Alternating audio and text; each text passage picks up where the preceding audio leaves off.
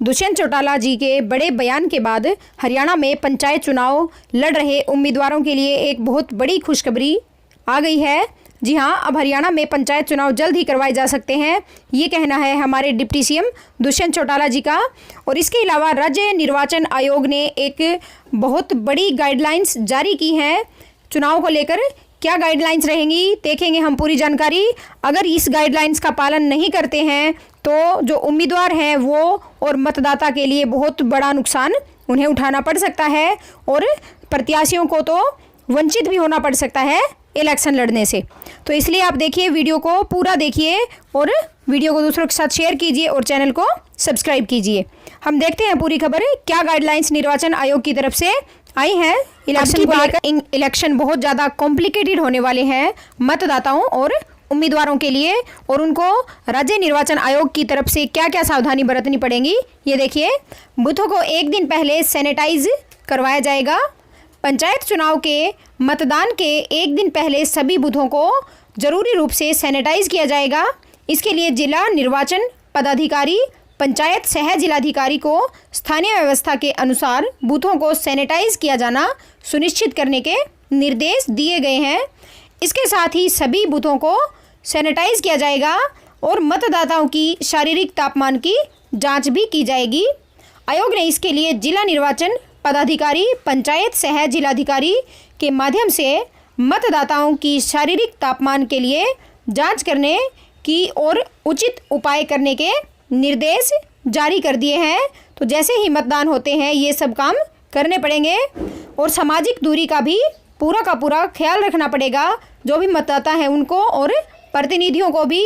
और आयोग ने निर्देश दिए हैं कि सामाजिक दूरी का ध्यान में रखते हुए पंक्ति में खड़े लोगों को निर्धारित स्थान पर उन्हें मार्कर या चाक की सहायता से गोले बनाए जाएंगे या स्क्वायर बनाए जाएंगे, और वो भी 2 गज की दूरी पे बनाए जाएंगे, जिसके अंदर मतदाता खड़े हो सकते हैं लाइन में और वो वोट डालने के लिए प्रतीक्षा कर सकते हैं। इसके बाद बूथों पर बनाए जाएंगे प्रतीक्षा क्षेत्र। पंचायत चुनाव के दौरान बूथों पर प्रतीक्षा क्षेत्र यानी वेटिंग या चिन्हित किया जाएगा। वेटिंग के लिए प्रत्येक क्षेत्र में शेष मतदाता अपने मताधिकार के अवसर की प्रतीक्षा करेंगे कि अब उनका नंबर कब आता है वोट डालने का, इसलिए वेटिंग केंद्र भी बनाए जाएंगे। इस क्षेत्र में दरी, कुर्सी या टेंट आदि की व्यवस्था भी की जाएगी ताकि मतदाताओं को कोई भी परेशानी का सामना ना करना पड़े और वे अपनी बारी का इंतज़ार वहां कर सकें और मतदान के लिए पंक्ति में जाकर खड़े हो सकें। तो उन्हें अब की बार झुंड बनाकर खड़ा होने की बिल्कुल भी अनुमति नहीं है कि वो एक जगह झुंड बनाकर खड़े हो जाते हैं, ऐसा मतदाता बिल्कुल भी नहीं कर पाएंगे। अब की बार के पंचायत चुनाव कोरोना काल में हो रहे हैं, इसलिए प्रत्याशियों को बहुत सावधानी रखनी पड़ेगी ताकि उनका और मतदाताओं का कोई भी स्वास्थ्य संबंधित नुकसान ना हो सके। इसलिए अगर थोड़ी सी भी चूक हो जाती है या ज्ञान के अभाव में चुनावी मैदान से प्रत्याशी को बाहर का रास्ता भी दिखाया जा सकता है। पंचायत चुनाव अब की बार ज़्यादा नियमों में रहकर भी करवाए जा रहे हैं और मतदाताओं को भी ये सुनिश्चित करना पड़ेगा कि वो सामाजिक दूरी का पालन करें। और एक बहुत बड़ी खबर भी है प्रत्याशियों के लिए जो उनको इलेक्शन लड़ने से भी वंचित कर सकती हैं, ये बहुत बड़ी सच्चाई है। बहुत बड़ी बात यह है कि अब की बार अगर प्रत्याशियों ने कोरोना वैक्सीन नहीं लगवाई है तो वो इलेक्शन नहीं लड़ पाएंगे। कोरोना वैक्सीन का सर्टिफिकेट उनके पास होना बहुत ज़रूरी है। जैसे वोटर कार्ड होना ज़रूरी है, इसी तरीके से कोरोना वैक्सीन लगवाए हुए का सर्टिफिकेट भी उनके पास होना बहुत ज़रूरी है। इसलिए अगर किसी ने अभी तक कोई भी प्रत्याशी इलेक्शन लड़ना चाहता है और उसने अभी तक वैक्सीन नहीं लगवाई है तो वैक्सीन ज़रूर लगवा लें। और 2 वैक्सीन लगवाने में 84 दिन का गैप होता है, तो इसलिए दोनों वैक्सीन लगवाना बहुत ज़रूरी है। और दोनों वैक्सीन से पहले ही अगर इलेक्शन हो जाते हैं तो एक वैक्सीन तो उन्हें ज़रूर लगवानी पड़ेगी।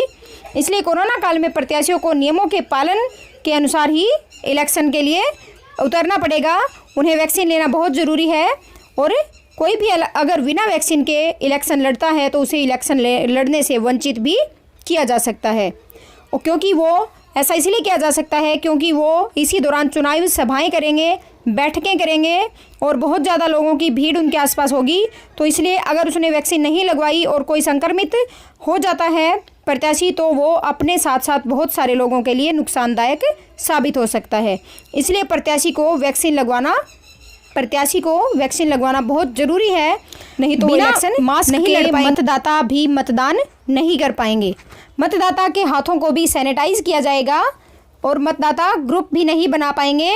इसका मतलब ये है कि 4 से ज़्यादा लोग एक जगह पर इकट्ठे नहीं हो पाएंगे।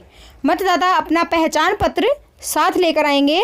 बूथों पर प्रतीक्षा केंद्र भी बनाए जाएंगे प्रतीक्षा करने के लिए, और बूथों पर एक दिन पहले बूथों को सैनिटाइज किया जाएगा। मतदाताओं को शारीरिक तापमान की भी जांच करवानी पड़ेगी, उनकी जांच बाकायदा वहां की जाएगी एंट्री से पहले, और सामाजिक दूरी का भी पूरा का पूरा ध्यान रखना पड़ेगा। ये बहुत बड़ी अपडेट्स थी। इनके बिना मतदाता और प्रत्याशियों को बहुत ज़्यादा भारी नुकसान का सामना करना पड़ सकता है। अगर मतदाता बिना मास्क के चले जाते हैं तो वो वोट नहीं डाल पाएंगे, और प्रत्याशी अगर वैक्सीन नहीं लगवाते हैं इलेक्शन से पहले तो वो भी वोट अपने इलेक्शन लड़ने से ही वंचित रह सकते हैं। तो ऐसे ही नई अपडेट्स के लिए आप हमारे चैनल को सब्सक्राइब कीजिए, हमारे चैनल के साथ बने रहिए, और वीडियो को देखने के लिए आपका बहुत बहुत धन्यवाद।